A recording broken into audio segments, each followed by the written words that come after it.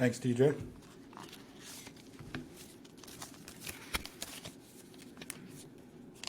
Get out some notes. I made a speech at PDAC and I had about 4 pages of notes and I never followed any one of those notes.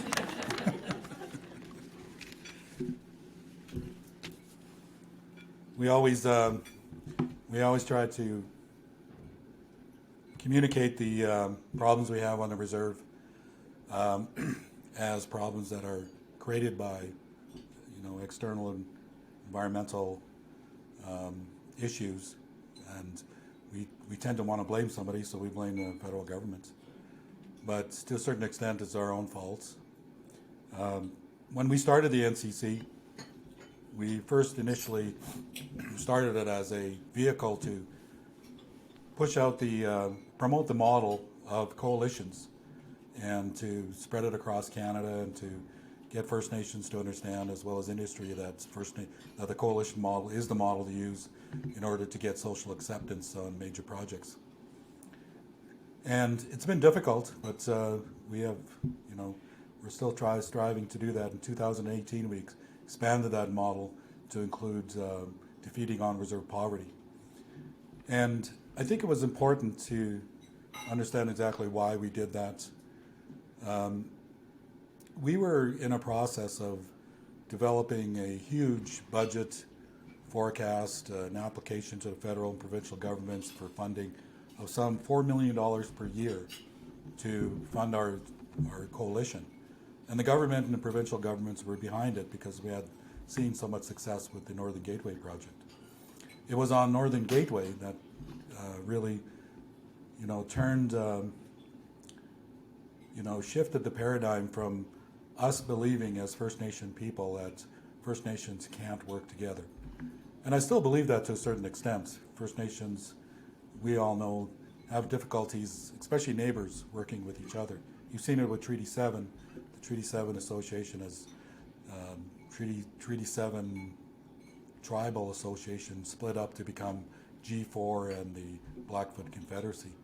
And it's unfortunate because they were all signatures to the Treaty 7 treaty with the federal government. But, even though they had their differences, there's one thing that we all have in terms of commonality within the First Nations, that is poverty. Every chief has the difficult task of sitting at his desk every day and talking to somebody across the desk, whether it's an older or a younger person, about what they can do to improve their standard of living. They're looking for jobs, they're looking for money, they're not necessarily looking for handouts. And I go back towards, telling people about why it's so important by showing them exactly what inspired me years ago. And that was my sister. My sister was a worker in the camp business for some 30 years, along with her husband, who was a oil field operator. And they moved up north and worked in the industry for 30 years. She was a cook, of course, and a very good cook. And they decided to retire and come back to the reserve. Their house, which was an acreage out in the Swampy section of land, the Swampy section is where the one family that I belong to, which is created from my grandfather and my grandmother. Now there are over 600 Swampies. Can you imagine? We have, when I was growing up, they built the Four Nations Administration, and that was to house all the administrative personnel for all Four Nations. And at that time, we had a population of 3,200. Now it's over 19,000, right? Some 9,800 from our own band, and about a little less than 10,000 from the other bands.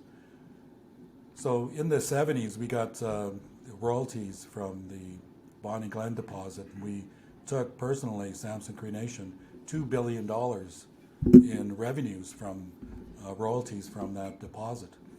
And our band is one of the richest bands in Canada. In fact, I think they are the richest. When I was working there, I left there as a CEO. We had over $1 billion in assets, including a heritage fund of $500 million and 2 education funds, which were a little over $100 million. And we seen the poverty that existed on the reserve. There was this social welfare situation, this kind of funk that everybody was tied to, where they relied on this monthly payment for social welfare. And we thought way back in the 80s and 90s, when I was an administrator, that if we'd established these education funds, we'd slowly whittle away at this social welfare society. And at that time, it was, about 3,000 people. Now it's doubled. There are 6,000 people on social welfare within our own community, one of the richest communities in Canada. And even the education part of it didn't work. It did work with our elites. That means the individuals who grew up with a solid family structure.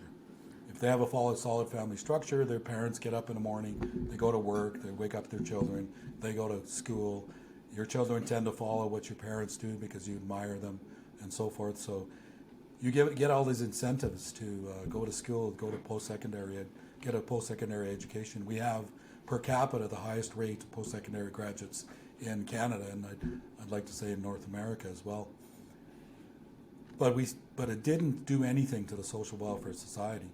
And through years of administration and trying to resolve problems and so forth, began to realize what the real problem was, and that was that people on social welfare relied on so much that they couldn't get out of this need to get a monthly income from the federal government. And they'd sleep in, and their children would miss a lot of school. The social welfare department would constantly badger them to make sure they went to school. But by the time they got into grade 6, after grade 6, social welfare department under Canada's rules had no responsibility for these children. So they wouldn't report, the school wouldn't report them, and so the parents just, they were addled by drug and alcohol abuse.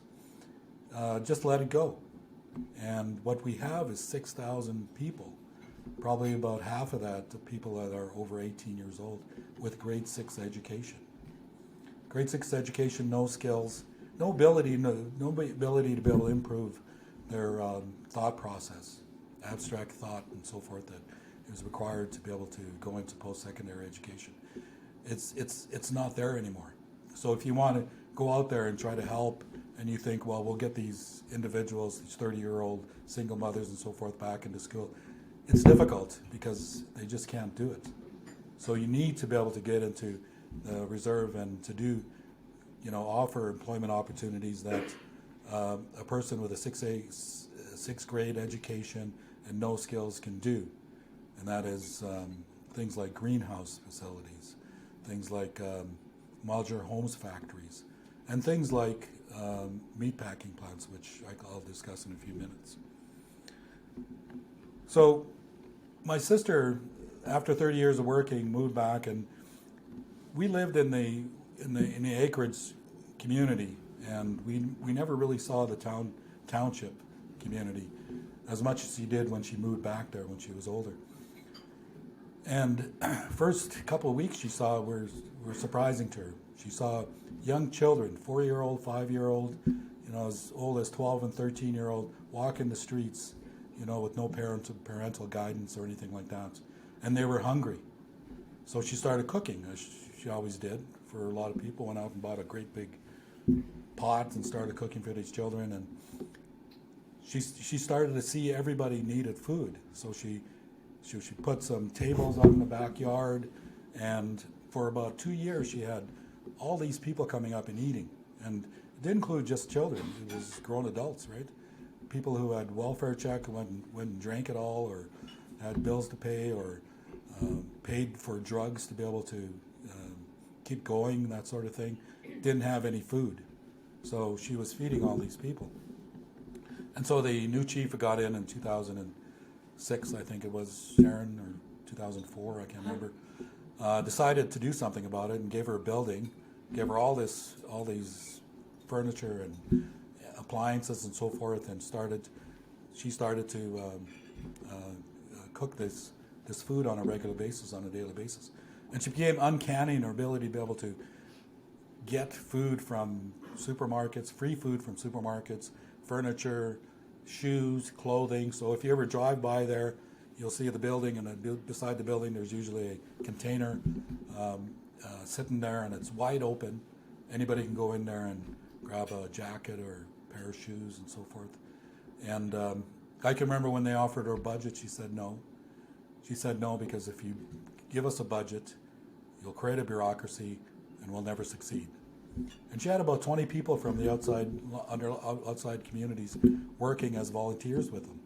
And that was important because these individuals were, unlike in most Canadians, they actually took a chance and went on the reserve and saw what was going on and offered their time and their commitment to help with the. She's getting older now, and she can't do the kind of things she's doing now.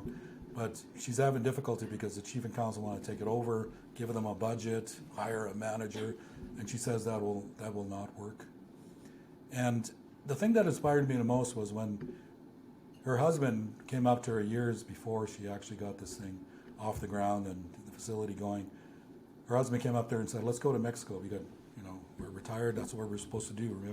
Remember?" And she said, "No." She said, "Nothing else matters." And that's the one thing that inspired me. Excuse me. So when I was working on Northern Gateway project, 2006, it was Chief Roy Whitney who recruited me from the Samson Cree Nation as the CEO and said, "We need your help. We want to develop this Indigenous consultation and engagement department for Enbridge." Enbridge at the time in 2006 hadn't built a pipe.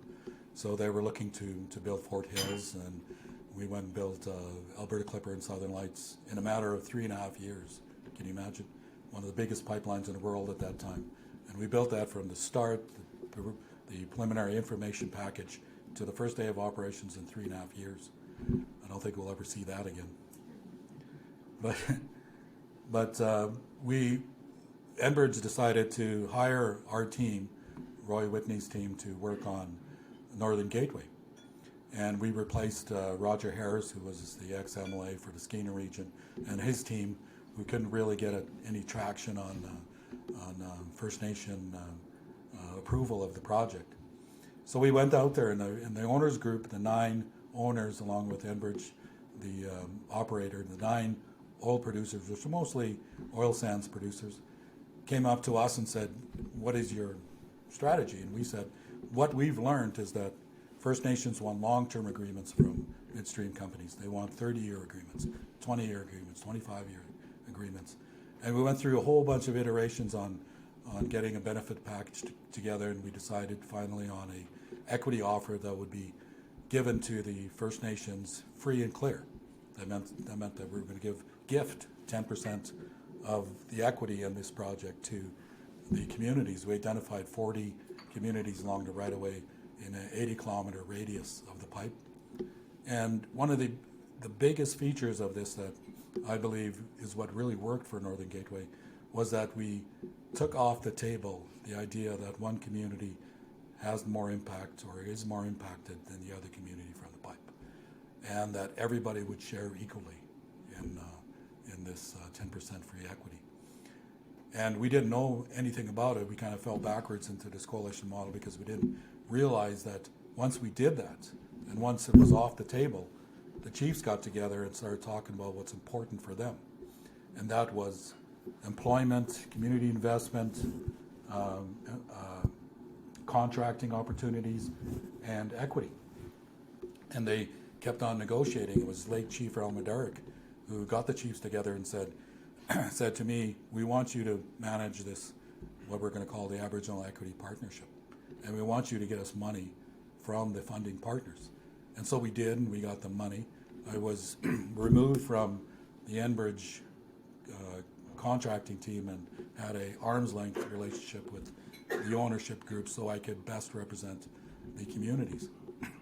And they were able to do that and get an incredible amount of benefits, $2 billion in cash throughout for the 30-year agreement, which included $200 million for community investment over 30 years, $200 million for employment and training, and that money would be managed by the Aboriginal Equity Partners Group, who would meet on a regular basis. And the owners group also promised to hire a First Nation member from BC to become their CEO. And so everything was going great. The project was approved. It got declined because of a lawsuit, and then it got approved again, and then Trudeau, in his wisdom, decided to cancel it. And so we, as a group, decided that we were going to sue the federal government. The only problem was none of the funding partners wanted to fund us for this lawsuit. Everybody thought, Dale, we're going to be building more pipe.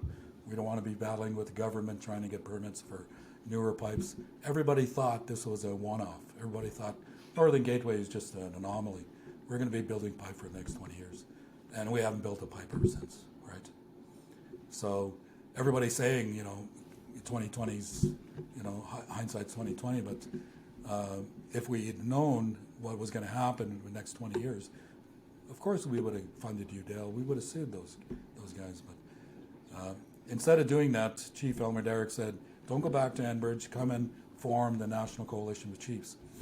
And we decided to do that. And we decided to do also to include a mandate to defeat unreserved poverty. And we were advocate group for the oil and gas industry. We battled against C-48, tanker ban, C-69, a new regulatory regime. We just went to hearings in federal government in Ottawa for the relevancy, they call, of the oil and gas industry. I wrote an article that's coming out, I think, tomorrow in the Edmonton Journal about that. We write op-eds, we do interviews and so forth, and we try to improve Canadians' view of how Aboriginal communities feel about oil and gas. We believe that 99.999% of the chiefs in this country want to be involved in the natural resource industry.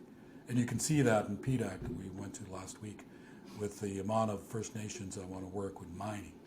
They want to work with oil and gas as well. So during the past year or so, there's been a lot of activity. The Treaty 6 and Treaty 8 First Nation communities that are leaders that are part of our group have called to us to work on different initiatives. We're currently working on 5 different initiatives. The ones that Treaty 6 and Treaty 8 wanted us to work on was, first of all, the Pathways Alliance Initiative, to develop a conference and call it the Clean Energy Summit, which we did in February, and promote Pathways Alliance. Because when Pathways Alliance was first announced last year, and when they later announced that Treaty 6 and Treaty 8 were going to be offered equity in the program, I emailed every one of those CEOs and I said, did we learn nothing from Northern Gateway? Because they went out and they said, Treaty 6, Treaty 8, go ahead and meet and decide how you want to work with us and participate with us. And I told them that is the wrong way to do business. First of all, I was the CEO of my band. I know my limitations. So when our water system broke down and they put that file on my desk, I said, what am I doing with this? We should have an infrastructure department dealing with water and public works department and so forth. But most bands across this country don't have that. And they look to expertise. So to say to First Nations across this country, even in Alberta, where you got a lot of First Nations communities that are very good at understanding oil and gas, to say to them to put themselves as a group together and develop, an inclusion strategy is a dead-end road. And what happened was some First Nations said, I should get more than you because I'm closer to this project. Others are saying, I should get more than you because I have more people in my community. And some would say, I need to do the financing because it is our company that has the expertise in doing financing for this project. So what happens? After the 4th meeting, there's some 44 nations, right, getting together. After the 4th meeting, they only had 8 nations participate. And those were the 8 nations who feel they have more impact than all the others. So what happens is the smaller communities that are 300 kilometers away, they just don't participate. Because that chief says to himself, well, why should I participate when these guys are controlling it? I have no say. So what they needed to do was use the Northern Gateway model, which they developed themselves, the oil sands companies, and make an offer to the First Nations. make an offer and say, we're going to give you 5% free equity, up to 20%. So, but you need to find the financing yourself. All the shares are equal across the board for everybody. Because in Northern Gateway, when a lot of them argue that, well, we got more people than the other person, well, it wouldn't matter, because in the end, their employment and training opportunities are going to be vastly different from a community that has a small amount of people. So you're going to get more benefits anyway. It'll all work itself in the end. So we promoted the Clean Energy Project, and we promoted Pathways Alliance, and we got the Treaty 6 and Treaty 8 First Nations that would listen to work towards getting, a proper offer going. And we believe we're still able to do that, and we still have time to do it. Can you imagine 44 First Nations in support of Pathways Alliance? It will definitely get the federal government to fund the CCUS projects, right? And why don't we work with those 44 nations ourselves as industry representatives and convince those chiefs to move forward with that? I mean, our NCC group is experienced in being, facilitators, moderators for the oil companies and First Nations. We can develop a Aboriginal Equity Partners type organization. We can get all of these partnerships approved through referendum.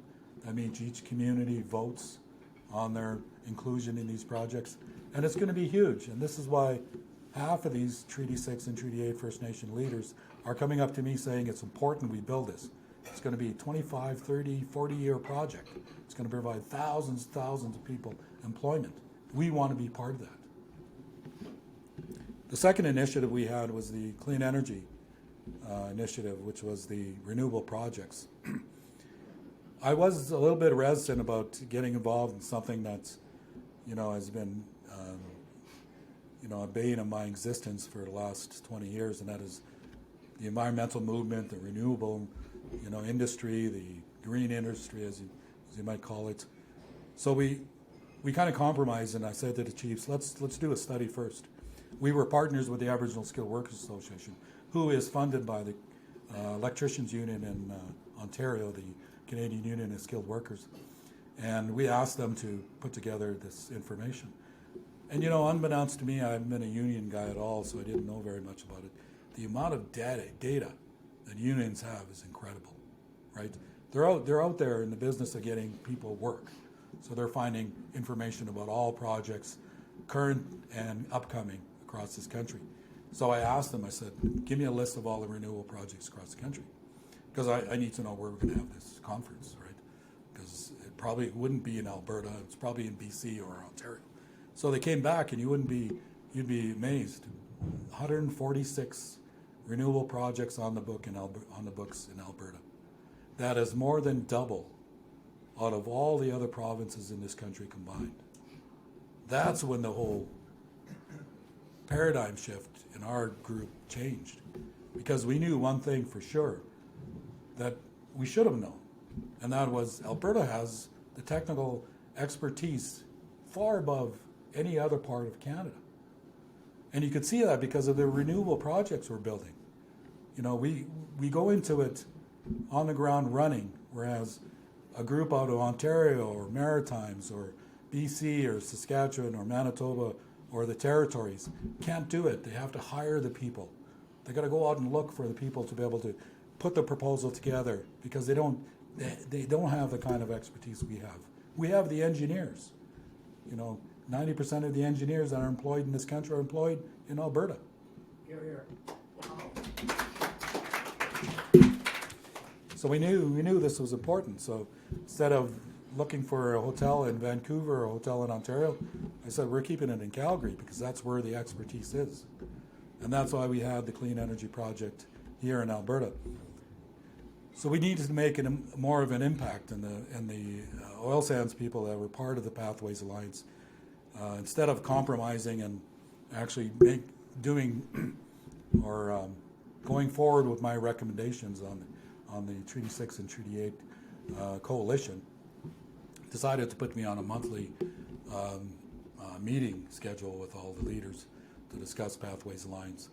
And I told them, I said, what are you guys doing for electricians? Electricians are going to be the most needed, skilled population for this renewable energy transition. And First Nations want to be part of it. So what we did is we worked with CUSW to develop what we're calling the Indigenous First Nations Electricians Apprenticeship Program. And we developed a proposal with the budget and everything for these 6 oil sands companies to review. They loved it. They said we're going to develop a working group to see how we can launch this program. And we're hoping to be able to launch this in the soon. And we're hoping to get our assistance from provinces all across the country, because we feel there are a lot of First Nation people with high school education who want to get into skilled trades like electricians. And electricians are going to be needed in the tens of thousands in the next few decades, so we want to be part of that. But we haven't ventured away from what is important to us. The electricians apprenticeship program is great, but it only applies to what we like to call the elites of our communities. And those are the people that have children who are growing up and going to school and getting high school educations, deciding whether they want to get a skilled trade or go into university. And that's all fine and good. ASWA is going to be working, Aboriginal Skilled Workers Association, going to be working to recruit these individuals from across the country. So it's not going to be applicable just to the 6 communities in Fort McMurray. It's going to be across the country. And we want the 6 oil sands to pay for it. We don't want it to be a funded federal program. And in case any of you don't realize, if you do get federal funding, and we do start the Aboriginal First Nations Electricians Apprenticeship Program, we have to first change the name. Because the federal government cannot fund a program just for First Nations. It has to be available to all Canadians. So we have to change it to Indigenous. And what have we found when that happens is exactly the reason they declined, the chiefs declined us getting federal funding to operate. It's because you create a bureaucracy. And this bureaucracy becomes a bunch of employees whose primary purpose is to spend all the money they get and make an application to get more money next year. And you can't speak against federal policy or anything like that because you might not get the funding you want the next year.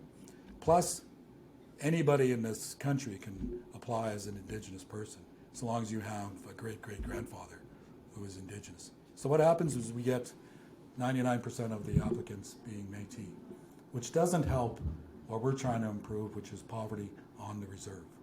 So we want to keep this a private apprenticeship program, dealt directly with on-reserve First Nations. We need to also develop a program for the unskilled and uneducated people that we have on our reserve. And that is our 3rd program, or our 4th program, which is the Social Welfare Employment Program.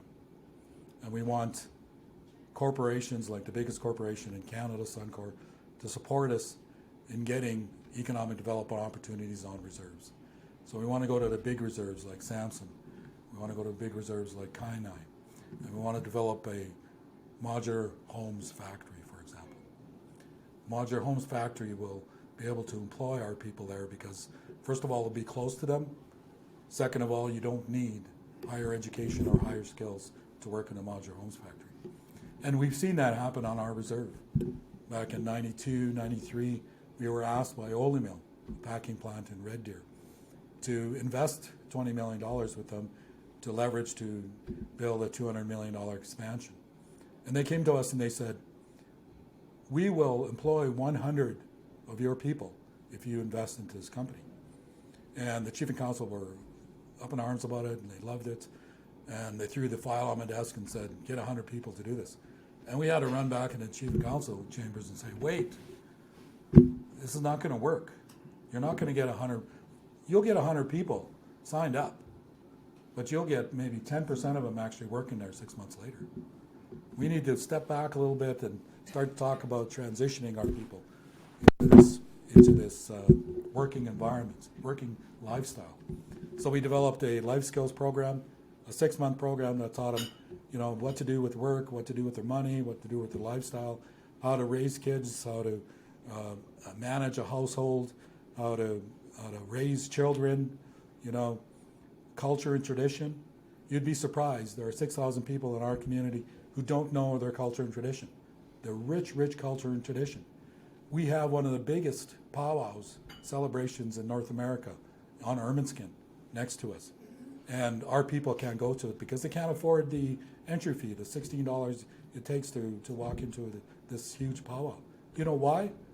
Because they're on welfare and they spend their checks. They go from check to check, spending their check out in a matter of days when they get it, and they're broke throughout the whole month. So there's young children who don't realize the rich tradition and culture of their own people. And so we trained them, and it was incredible. It inspired a lot of people. And we hired what we call 6 retention trainers. That was 3 people that would work with the community members who were employed on this project and find out, why they're not, bringing lunch and so forth, or what kind of trouble they're having at home to solve them. If they still had an alcohol and drug abuse, we get them into programs. We had 3 at the Ole Mill factory who would deal with right away problems that could escalate into them getting fired and so forth. We went to Ole Mill and said, it's great that you're hiring 100 people, but we want you to take in some retention costs. It's going to cost you money because there are going to be a lot of people who are going to fail. We said we would pay for half of their salary for 6 months. We'd pay for their transportation for 6 months. And in the end, 33 families moved to Red Deer. In 2021, Ole Mill went out of business, went bankrupt. They closed the Ole Mill factory in Red Deer. So what happened to those 33 families? They've been working there for almost 2 decades. They moved. Ole Mill got them positions in southern Alberta to work in I can't remember the name of the meat packing plants, but in southern Alberta, to work there. We have a celebration at Christmas for Samson Band members in Calgary. 3 years ago, there might have been 30 or 40 of us in the West End celebrating Christmas. This year, there were over 300. It's because those people that moved from the reserve to the Ole Mill, work that they excelled, and they were part of society, and their children are going to school and so forth. The mistake that we had with the Ole Mill example was we didn't go from year to year. We did a 1-year one-off, and we didn't do it the next year. We should have kept on doing it, the way Fort McKay did, right? Fort McKay has 100% employment. Their average median household income is $144,000. That's the highest in North America. But did that happen overnight? No, it took 5 decades. They had extra consideration for eating retention costs. It was like Suncor and Syncrude. Rob Campry always tells a story about his mother and father who were alcoholics and had been employed in the oil sands industry off and on for the last 40 years. They started off. They couldn't keep their job. They got fired or let go, or they wouldn't come back. 2 years later, they'd come back, and Suncor would welcome them with open arms and say, yes, please come back. They wouldn't put them on a blacklist or anything like that and tell them, no, we tried you, you didn't succeed, go away. No, they kept going until now everybody's working in the oil sands industry. And the young children, they're not moving off. They're not going out and getting jobs in Edmonton or Calgary or Toronto, because they know they can make more money in Fort McMurray than they can anywhere else in Canada. So it's an incredible example, but it took decades to resolve it, and that's what we need corporations and the federal government to help us to do that sort of thing. We're also working after the Clean Energy Summit was over, Treaty 6 and Treaty 8, First Nations got together and they said, we're tired of what's going on with the Western Indigenous Pipeline Group. They're fragmenting. The chief, who was originally the chair of the program, is no longer chief. We're tired of Project Reconciliation. We don't see any advancement going on in there. We want the NCC to take the lead and make a bid. So we're working on getting a bid together.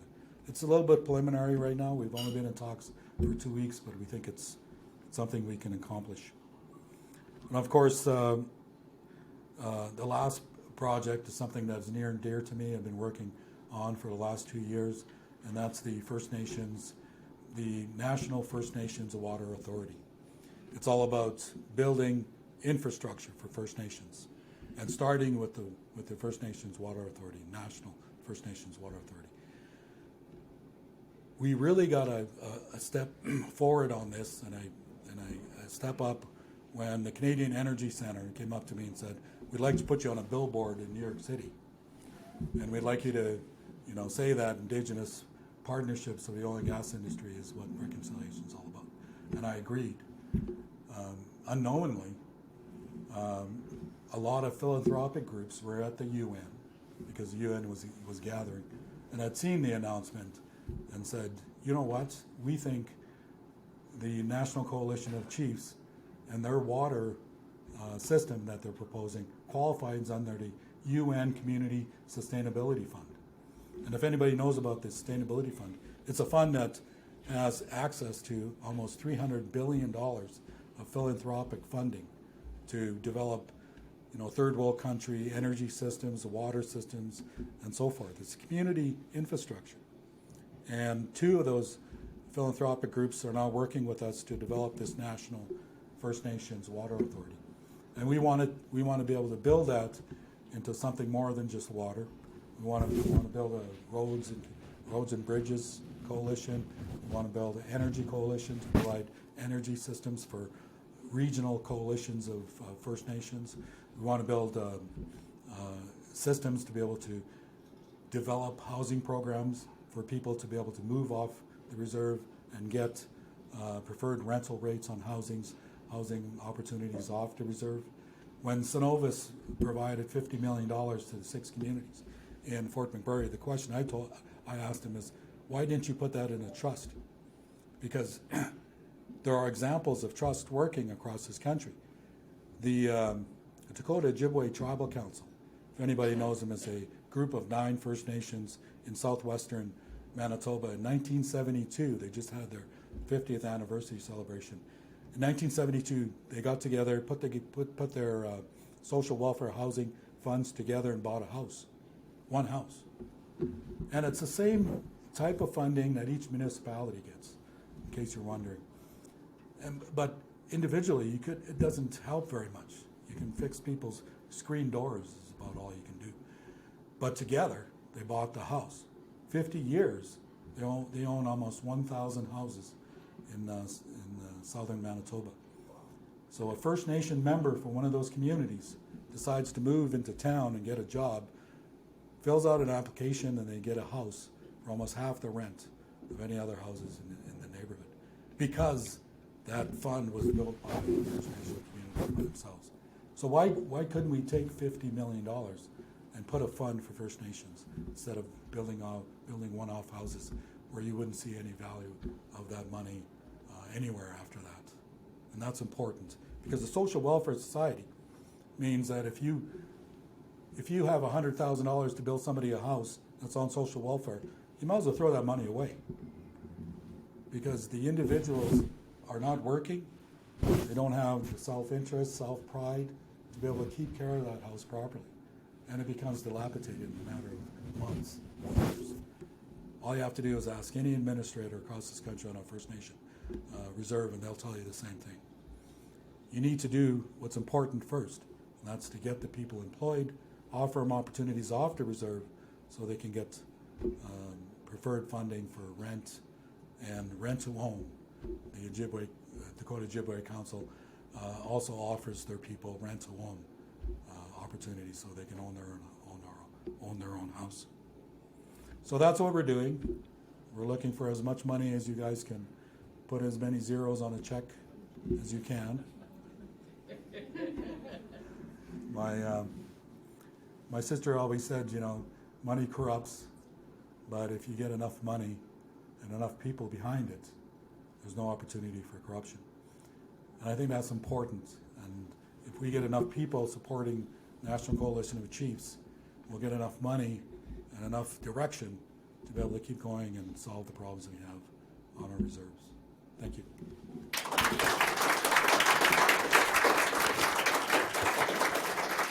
Do you have time for questions? Awesome, perfect. Does anyone have any questions? I do. I'm pretty loud, I think I do.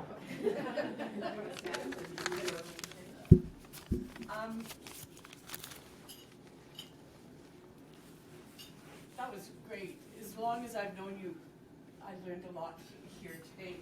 And one of the questions I had would be around the idea of a trust. So we have, we have a variety of the chiefs that are, behind our industry, the oil and gas industry, the energy industry, and there's money moving around like pieces on a monopoly board. And would it be a cognitive thought to, in that participation in the oil and gas industry, to have something like Peace Hills Trust or a trust where you can take a gross overriding royalty on an energy project, which wouldn't leave you with any of the liability or responsibility for the functioning of that project, but allow that money to filter into there and then to be tapped into by the various bands that want to participate in an energy project and have that money and funding available through that trust fund. It's just an idea. What do you think? Yeah, I think it's a good idea. The idea of pooling royalties together, I think, is something that would only work if it was a small amount. Once we get into larger numbers, and you can take the Four Nations within our area as an example. We had Four Nations administration that handled everything we had, like recreation, social welfare, housing, and so forth. We split up because we had too much money, right? Everybody thought they could build their own arena. Everybody thought they could build their own water system, their own township. And it worked for maybe a decade, and after that, it just became too hard and too financially burdensome to continue. Our big arena, when I was growing up, had the center line, which one side was the Ermineskin Band Reserve, the other side was the Sampson Reserve. And that meant something to a lot of people. I grew up playing hockey with people from Ermineskin. And later on, back in the early 80s, when the Four Nations administration was disbanded, Ermineskin built their own arena. They got a prize from Hockey Night in Canada one year for their arena because it was dilapidated, and realized how much money it took to maintain an arena. So you need money that's just not working for them, money that just doesn't make sense. And it's the social housing program money. I mean, the money's already there. We need the infrastructure, the people, the administrators, the soft costs for the next 1 year to 18 months to develop this and to get the transfer agreement in place. Once you get the transfer agreement in place, then you solidify it with a referendum so that it's very difficult for the leadership to be able to say, well, I want my share of those houses in a check. And this happened with the Dakota Ojibwe Tribal Council back in 2008 when we were working there for the Alberta Clipper and Southern Lights. One of the chiefs, new chief, Chief Brown, came into as a leader in Chinipawaca. And he said, I want a check for $100 million for all those, or not $100 million, it was $10 million for my share of the houses in this trust. And in order for him to get that, he needed a majority vote from all the chiefs. But all the chiefs says, no, that's not what we're all about. And the one chief said, if this group of chiefs votes for you, I'm resigning from this coalition because I'm not going to be responsible for making 100 families homeless. So it's important that the coalition that becomes a coalition of First Nation leaders. They all have equal share in the trust, and I think it can work. We just need the financial backing to get it started. And, you know, I hate to say this, but it's become such a problem for us. If a First Nation member or a First Nation community introduces a project, the other communities won't go online. You know, it's like our trust company. Our trust companies survived for 45 years or whatever. It was first introduced to our chief and council by one of the council members who wanted to organize a trust fund, Roy Lewis.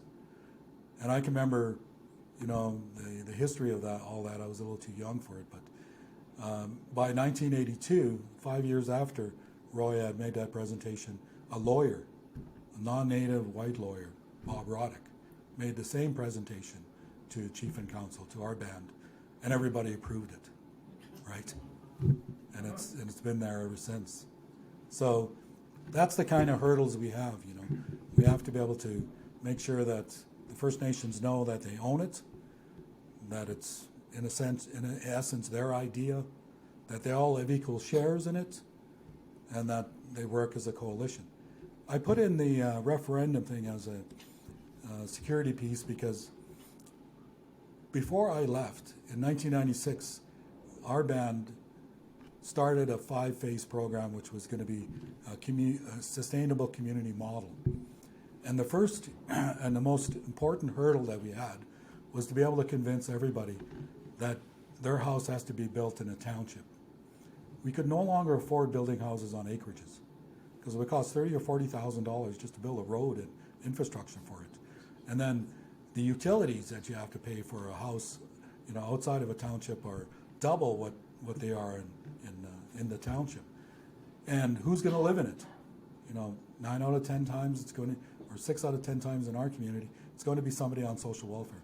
They're not going to have the expertise and the capacity to be able to shock their well every once in a while when bacteria shows up on it. They won't even have the ability to test it. You know, farmers across this country do that every day, right? Acreages outside this city do that every day. They have to manage their own well. You know, Chief Roy Whitney spent $20,000 on a house that my wife built for him, just on water purification. You know, so it takes a lot of money. So what we wanted is everybody to pool into the community, and we passed a motion by Chief and Council saying no money would be spent outside of the township for housing, and it survived for 10 years. We were able to get the federal government to help us guarantee a loan of, you know, I think it was 1.29 million to build 129 houses inside our township. And I was waiting for everybody to complain. You know, I don't want my house on the township. I want it out there in the acreage and where my family is. But they all liked it because it was close to the schools. It had clean water. You could get telephone and internet and TV a lot cheaper and so forth. And then one day, one of the councillors decided he wanted a barn. And he went to the chief and council and said, I'd like to build a barn. How much you guys pay for it? And they said, no, you can't do that. We passed a motion in 96 where we can't build anything outside of the township. I said, a motion? Well, I make a motion to rescind that motion. And what happened? They never got to phase 5, right? And now everybody's building again on acreages. So what we should have done in 1996, instead of getting a chief and council motion, it's got a referendum. Because that councillor or that chief or whoever it was who wanted to build that barn would be embarrassed to go to his people and say, I'd like to rescind this motion so I can get you guys, so I can build my own barn. Right? It wouldn't pass. Wouldn't even get to the first level of development of a referendum. So that's what we need. And we need infrastructure, all of the infrastructure relating to housing, to, you know, roads and buildings, to roads and bridges, to water, to sewage, solid waste, everything you can imagine, to be developed by coalitions, and that's why we support the coalition model. Awesome, thank you. Any other questions?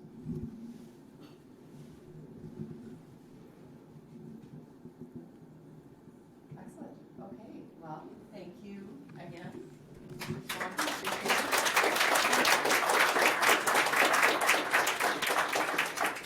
And now we have our friend Mark Tuesday. Well, no, I can't follow up that. We'll leave it on his note. Okay, we're gonna leave it on that note, and thank you again for sponsoring. Really appreciate it. Thank you.